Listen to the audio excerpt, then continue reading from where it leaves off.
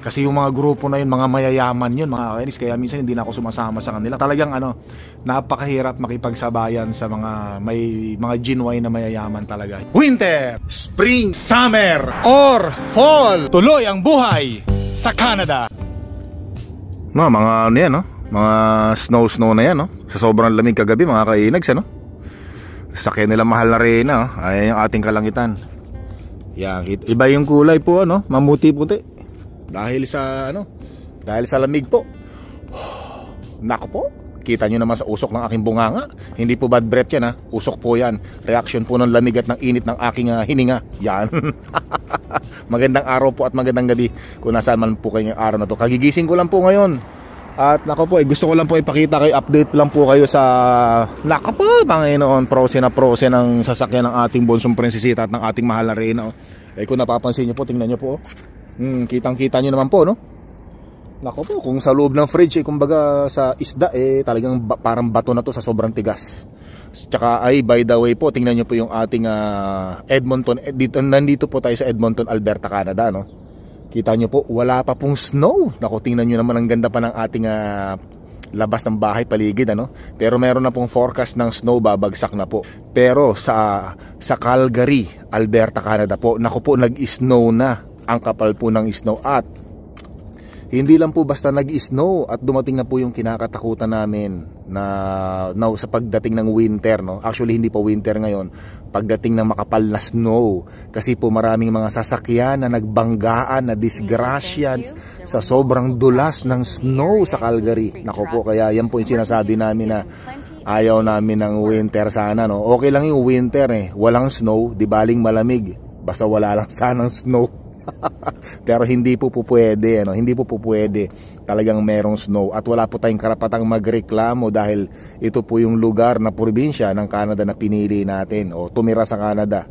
Ganito talaga sa Canada, maraming snow, mas snow, malamig. Whether we like it or not, talagang ganyan po ang mangyayari. So yun, grabe po yung mga nangyari sa mga sasakyan, nagbanggaan, napanood ko po sa TV, tsaka sa mga vlogger na mga kaibigan natin, no? Grabe. Mabuti naman po dito sa Edmonton, wala pa po hanggang ngayon. Pero etong araw, nasusunod na mga araw daw, magkakaroon na raw. At ako po ay papasok na ng aking bahay, pati yung ulo, kasi po yung ulo ko ay nilalamig na. At baka ma-frozen din po. Baka mawalan lalo ng alam. Yan. Ito naman po yung ating backyard, no? Ayan, no? Ganun pa rin na, no? Yan. So mga kainags, nasubukan nyo na bang makipagsabayan sa mga kaibigan yung mayayaman kung ang status ng ating buhay ay hindi naman ganun kataas katulad ng mga kaibigan nating mga mayayaman? Ang hirap, especially dun sa mga kaklase natin pag tayo nag-aaral pa lamang, halimbawa elementary, high school, college, Siyempre minsan masarap makisama sa mga kilalang tao, yung mga sikat na tao sa school, di ba? Kaya lang, syempre, minsan, mafe-feel mo na magmumukha kang kawawa kasi yung mga kaya nilang bilhin, hindi natin kayang bilhin. At yan po yung gusto kong i-share sa inyo. Pero mamaya na po kasi may pasok po tayo. Sinong si shoutout natin? Marco. Marco? Marco ng Superstore sa Spruce Grove. Oh, shoutout po kay Marco ng Superstore Spruce Grove. Yes, sir. Ayos.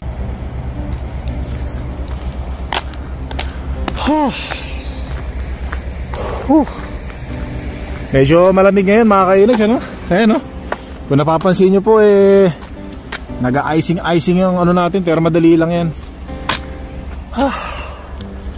Winter, spring, summer, or fall, tuloy ang buhay sa Canada. Tapos buti naman kahit papaano yung snow mga kainags hindi pa rin umarangkada, pero sa gabi medyo ramdam na po natin yung yung lamig. Para nang ako naninigarilyo rito, Salamat, pinakagusto po natin ay ang uwian na sa trabaho, mula sa trabaho. Teka, pasok po muna ako sa sakyan natin para salamat Panginoon, nakalimutan ko pang buksan ng heater natin sa loob ng sasakyan natin. Maganda kasi merong nakabukas na yung heater po natin para pag pasok natin sa loob ng sasakyan, mainit na Kasi kanina po nang pagpasok natin dito, medyo mainit po ang panahon. Ay, nako po.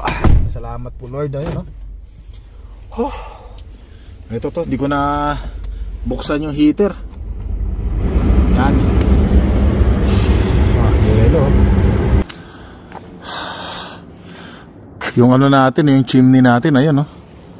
Umuusok na po yung chimney natin, hindi lang po makita sa camera natin, no. Tapos nagkipa yung mga snow po dito sa backyard natin, medyo nagki-crystal parang mga asin, parang mga diamond, ayan, no.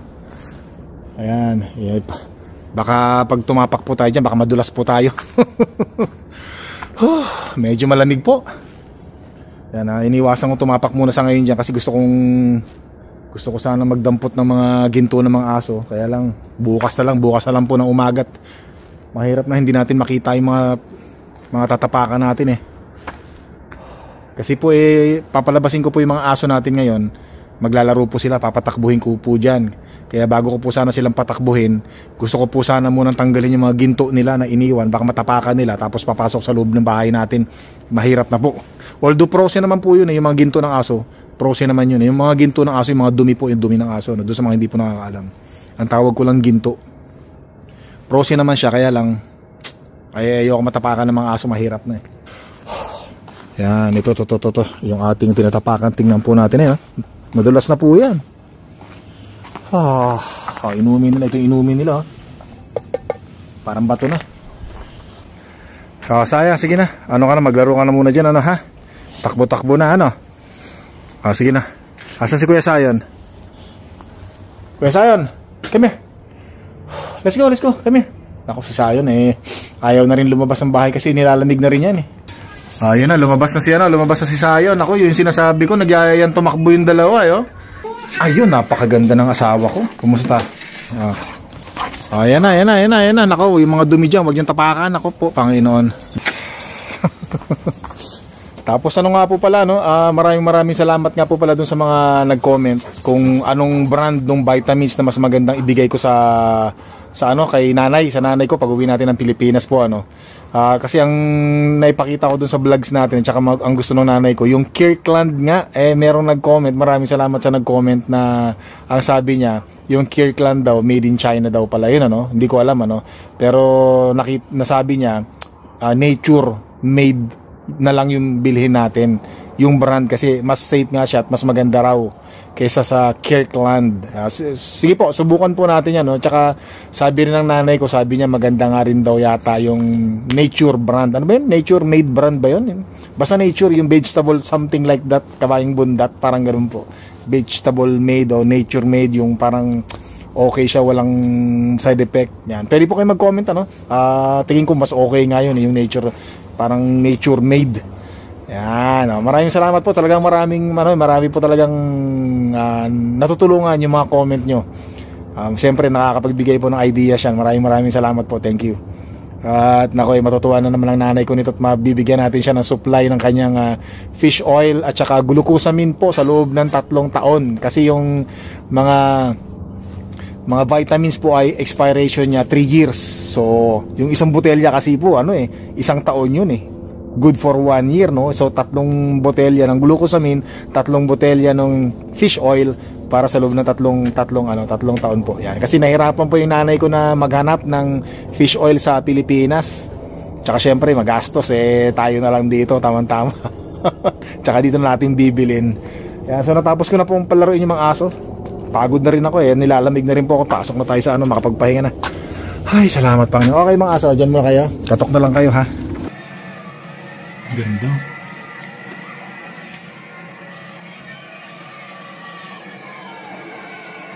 Ako na naman ang pinag-aan na ito. You're beautiful. You're beautiful. You're beautiful. You're beautiful.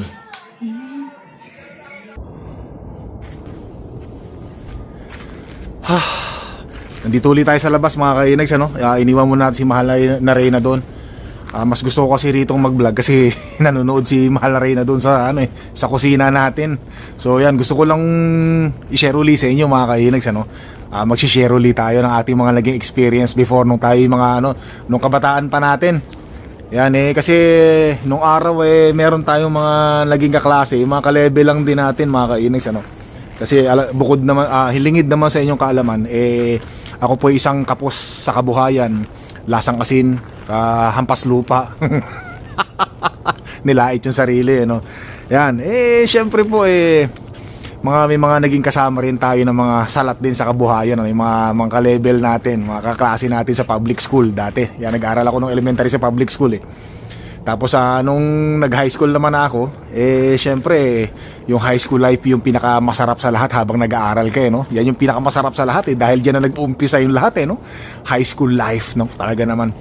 4 na taon. Yan, nung araw, 4 na taon lang yung high school, First year, second year, third year, tsaka fourth year. Tapos, syempre, meron kasi mga sikat na grupo doon sa lugar namin, doon sa eskwelahan namin nung araw, mga kainags, ano?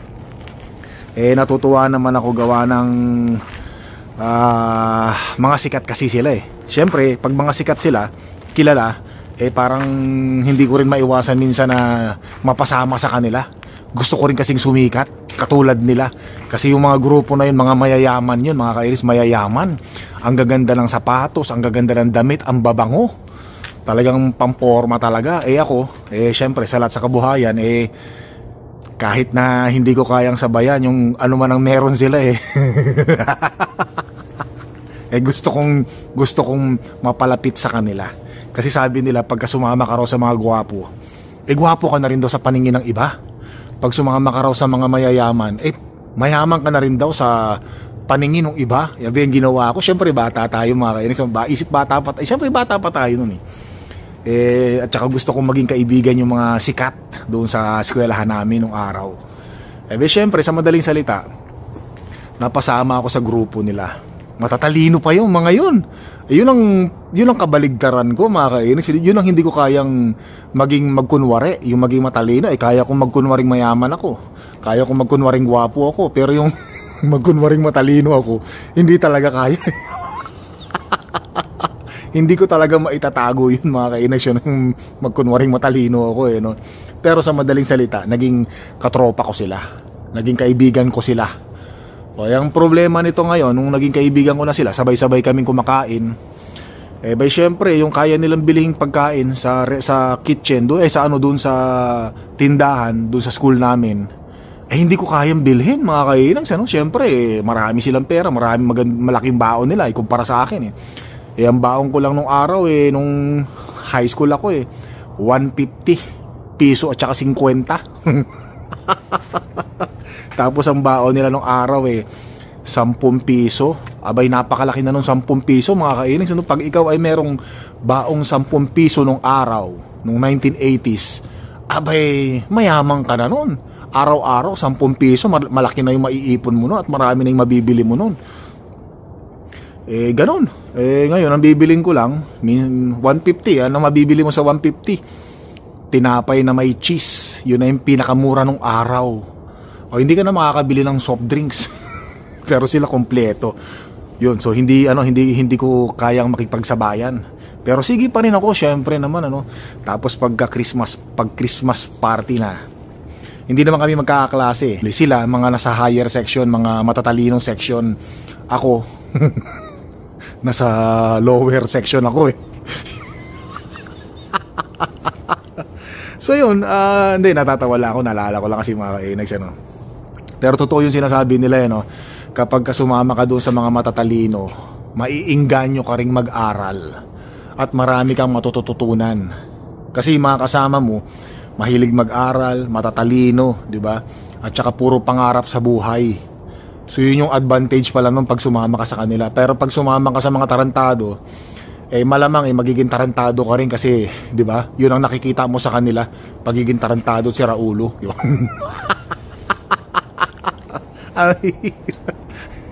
Yun, mga kainags, Tapos, eto ngayon, syempre sila pag bumibili ng sapatos dati nung araw, mga kainis, mga Converse, Reebok, yan yung mga sikat na sapatos dati.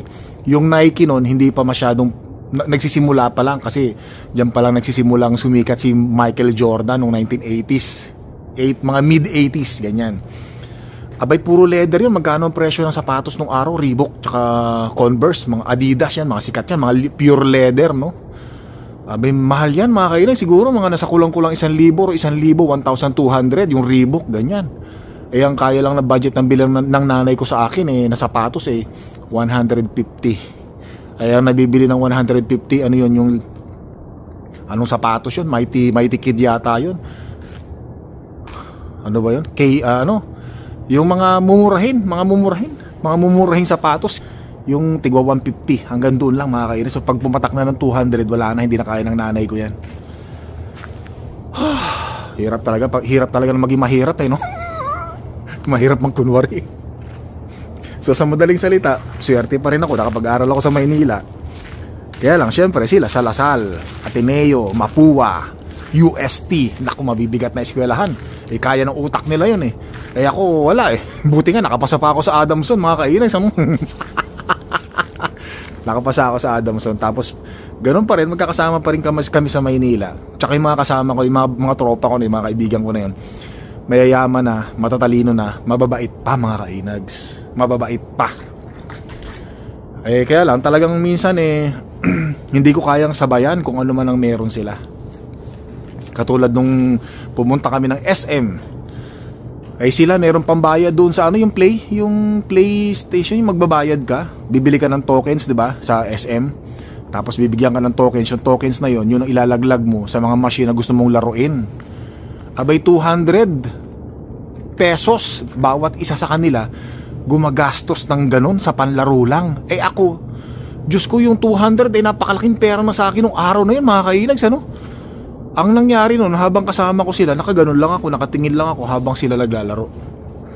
Pero yung sila naman, binibigyan naman nila ako ng pa isa-isa, pa dalawa-dalawang tokens. Inag, so laro ka naman. Laro ka na para mababait naman sila. Binibigyan naman ako. Kaya lang nahihiya ako mga kainis. Kaya minsan hindi na ako sumasama sa kanila kasi ayoko naman yung maging pabigat ako sa kanila na bibigyan nila ako ng Kumbaga sabi ko sa sarili ko na lang nung college na kami yun nasa Maynila na kami Buti nga nakapag-aral pa ako sa Maynila Pinilit pa ng nanay ko kasi nakatira po ako. Kung wala akong titiran doon, kung wala akong babayaran, kung magrerenta po ako sa Maynila ng boarding house, ay malamang po hindi po ako makakapag-aral sa Maynila kasi hindi po kayang gastusan ng aking mga magulang. So yun, sila naglalaro sila, ang saya-saya nila. Ako lang, nanonood lang ako sa kanilang gano'n. Nanonood lang ako, mukhang tanga, mukhang gago. Pero sabi ko nga sa inyo, binibigyan naman nila ako ng, "Uy, Inag, so laro ka naman, maglaro ka para malibang ka rin." Pag naalala ko nga yun, pero po yun, hindi po ako na sa sarili ko kasi ginawa kong motivation yun Ginawa kong inspirasyon sa sarili ko na sabi ko, pagka nagkatrabaho po ako, hindi ko sasayangin yung mga pagkakataong mapupunta sa akin. Sabi ko, ginawa ko inspirasyon yun yung mga pinagdaanan ko po sa buhay, mga naging experience ko, yung mga naging kasama ko. Talagang ginawa ko silang motivation, ginawa ko silang inspirasyon, na talagang pinilit kong abutin yung aking mga pangarap. Pero sabi ko nga po, simple lang naman yung pangarap ko, hindi naman mataas yung pangarap ko Simple lang, napakasimple lang po. Para sa akin po natupad ko naabot ko na po. Dahil syempre sa sakripisyo at pagsisikap natin, at maraming salamat sa puong may kapal. Grabe. So yun, ayos naman, kahit papaano, nakasurvive din. Nakasurvive din mga kainags Pero talagang napakahirap makipagsabayan sa mga genuine na mayayaman talaga, may mga may kaya talaga. Kaya ngayon, pinipili ko yung mga talagang sasamahan ko kung ano yung mga ka-level ko na pwede kong samahan, hanggang doon lang ako. Hindi na ako magnanasa pang sumama sa mga matataas na antas ng pagkatao at level ng buhay. Ayoko na, mahirap na yung ganun At saka ngayon siguro mas nahihilig na lang tayo ngayon na nag-iisa ganyan. Walang masyadong tropa, walang masyadong kaibigan, di ba? At least masaya naman na tayo kahit na pag day off tayo, dito lang tayo. Importante na dito si Mahal Arena kasama ko. Go. So yun lang mga kinags, konting sharing lang po. At maraming salamat po sa panonood. Don't forget to subscribe po, click the like button, leave your message po, at maraming salamat. Hanggang sa muli po.